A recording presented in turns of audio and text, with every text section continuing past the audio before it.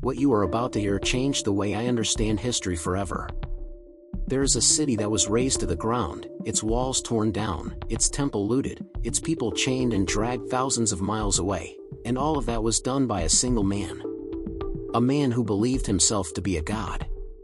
A man who ruled with an iron fist for more than 40 years and left a mark so deep on humanity that even today, more than 2,500 years later, we are still talking about him. His name was Nebuchadnezzar II, king of Babylon. And the city he destroyed was Jerusalem. If you just found this channel, welcome. This is where we explore the history they never taught you in school, great empires, the secrets behind the most extraordinary powers of the ancient world. Hit like on this video right now, subscribe if you haven't already, and turn on notifications so you don't miss what's coming, because I promise you that what you're about to hear today is one of those stories you simply cannot walk away from halfway through. Let's travel together to the 7th century before Christ. The world was a giant chessboard where empires moved, collided, and disappeared. Egypt was still a major power, Assyria was in its final stage of brutal glory, and in the heart of what is today Iraq, on the banks of the Euphrates River, a city was about to rise from its ashes with an enormous ambition, Babylon. Nebuchadnezzar did not come to power overnight.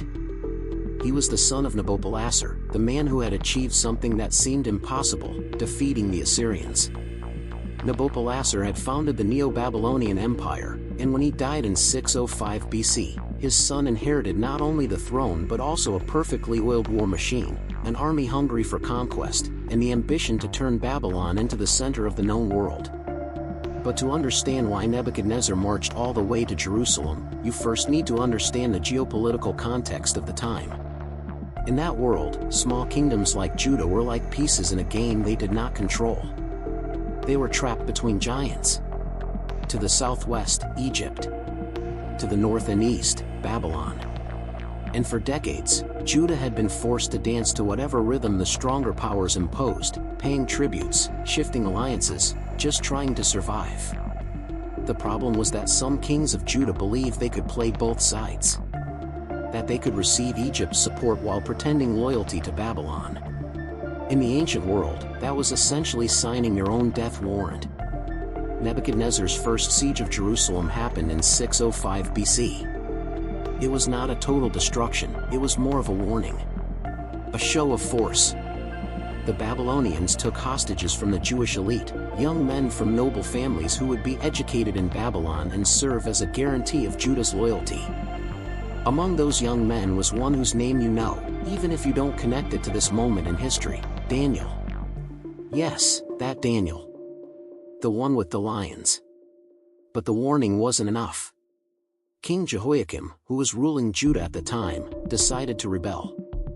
And when Nebuchadnezzar received that news, his response was merciless. In 598 BC he came back with his army. This time he was far more decisive. King Jehoiakim, Jehoiakim's son, surrendered before the siege even truly began, and Nebuchadnezzar took him to Babylon along with thousands of others, craftsmen, priests, warriors, officials. The cream of Jewish society was deported. Historians call this the first deportation. You have to stop for a moment and picture what that actually meant. It wasn't just leaving your city. It was losing your identity, your culture, your temple, your connection to everything you believed was sacred. For the Jewish people, whose relationship with their land and their God was absolutely central to their existence, being torn from Jerusalem went far beyond a military defeat. It was an existential crisis of enormous proportions. And right there, at that moment, there is something you need to understand. Because the story of Nebuchadnezzar is not only the story of a brutal conqueror. It is also the story of how a people can be destroyed physically but forged spiritually. And that has to do with something that goes far beyond war. It has to do with the secrets that ancient civilizations kept about power, wealth, and survival. Speaking of that, before we continue, I want to tell you about something I think you'll find genuinely interesting. In the description of this video there is a link to an ebook we've put together about the secrets of wealth from ancient civilizations. Babylon, Egypt, Rome, the Phoenicians, civilizations that accumulated power and influence in ways that most people never studied. This ebook has fascinating information about how ancient economies worked, their trade systems, their secrets of prosperity. It costs just €10, and buying it is also a way to support this channel so we can keep producing content like this. Check it out in the description, it's absolutely worth it. Let's get back to Jerusalem. Nebuchadnezzar placed one of Jehoiakim's uncles on the throne, a man named Zedekiah. He thought he'd have more control over him, that he'd be an obedient puppet king. Another miscalculation that would cost everyone dearly. Zedekiah ruled for 11 years under Babylon's shadow. But the contacts with Egypt never stopped. Messengers came and went. Conspiracies were woven in secret.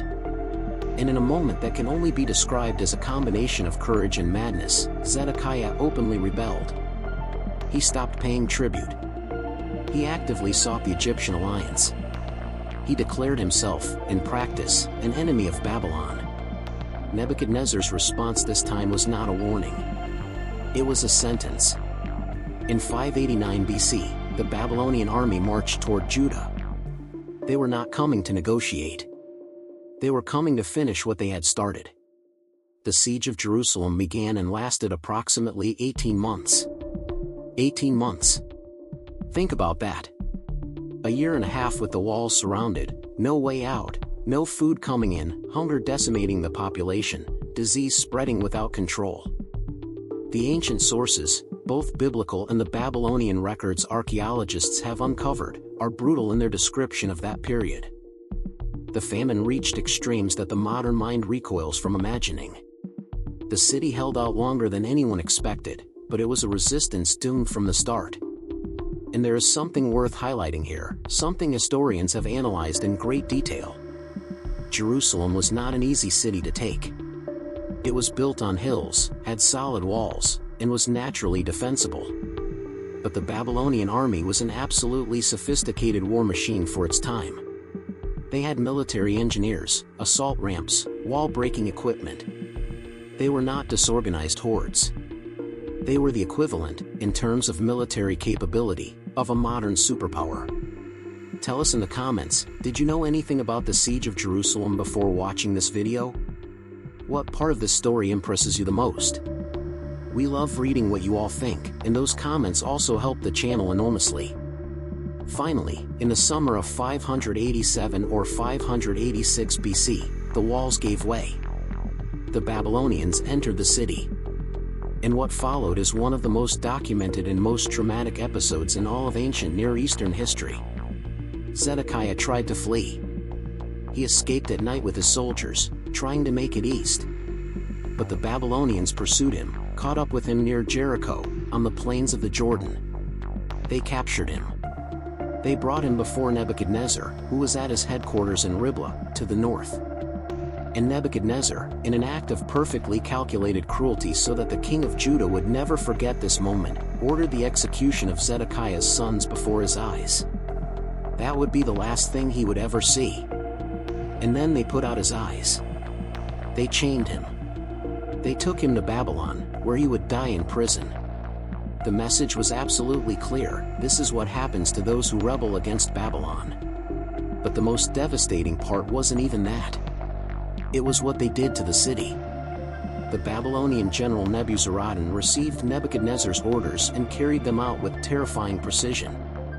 Solomon's temple, that structure that had taken decades to build, that was the spiritual heart of an entire civilization, that according to Jewish tradition contained the Ark of the Covenant, was looted first and then set on fire. The sacred objects, the gold, the silver, the ritual vessels, everything was taken to Babylon as plunder. The temple burned. The walls of Jerusalem were torn down. The important buildings were set ablaze. The city that had been the capital of the kingdoms of David and Solomon was reduced to rubble and ash. And the population that remained, those who had survived the siege, those who had not fled, were taken into exile in chains. This is the second deportation, the largest one, the one that the biblical texts remember with the deepest lamentation. Only the poorest were left behind, the farmers, those not considered worth taking as skilled labor for Babylon. Everyone else went to the Euphrates. And this is where the story becomes extraordinarily rich and complex, because this exile, this period that in Jewish tradition is called the Babylonian captivity, was not simply a disaster. It was also the crucible in which something was forged that has survived to this day. During those years in Babylon, Jewish scribes and priests compiled, edited, and committed to writing large portions of what we now know as the Hebrew Bible. The great reflections on suffering, on exile, on the identity of a people when they lose their land and their temple, these were born in those years of captivity under the Babylonian sky. Psalm 137, which speaks of weeping by the rivers of Babylon, was written in that context. It is one of the most powerful texts about exile and memory that humanity has ever produced. And Nebuchadnezzar? What became of him? He ruled Babylon for 43 years. Under his reign, the city became one of the wonders of the ancient world. The Hanging Gardens, which tradition attributes to his reign though the historical debate remains open, the reconstruction of the great ziggurat of Babylon, the monumental gates, the palaces. Nebuchadnezzar was not only a warrior. He was also an obsessive builder who wanted Babylon to last forever. But there is something in the ancient sources that is particularly fascinating.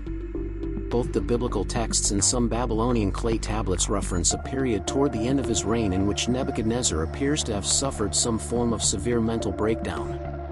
The book of Daniel describes an episode in which the king lost his mind for 7 years, living like an animal in the fields, eating grass. Historians have debated whether this is allegory, political propaganda, or whether it has any real historical basis. What is certain is that there is a period in which Nebuchadnezzar's royal inscriptions simply stop, and that has fueled all kinds of speculation. He died in 562 BC. The Neo-Babylonian Empire he had built did not survive much longer. In 539 BC, just 23 years after his death, Cyrus the Great of Persia took Babylon almost without resistance. And Cyrus, in a masterful political gesture, allowed the Jewish people to return to their land and rebuild their temple. The Babylonian captivity had ended. But the story of Nebuchadnezzar and the destruction of Jerusalem never truly ended. It was engraved in the collective memory of a people in a way that has shaped literature, religion, philosophy, and identity for more than 2 millennia. If this video made you think, if you discovered something you didn't know, if you're left with a question burning in your mind, write it in the comments. What strikes you as most incredible about all of this? The resistance of Jerusalem? The ambition of Nebuchadnezzar? The fact that all this pain ended up producing some of the most beautiful texts in human history? Tell us. Your participation makes this channel grow and allows us to keep making videos like this one. And remember, in the description you'll find the link to the ebook on the secrets of wealth from ancient civilizations. For just €10, you'll get access to a fascinating analysis of how civilizations like Babylon, Egypt, Rome, and others built wealth and influence that lasted for centuries. It's a read that will change your perspective, and it also directly supports this channel so we can keep going. Check it out in the description. See you in the next video.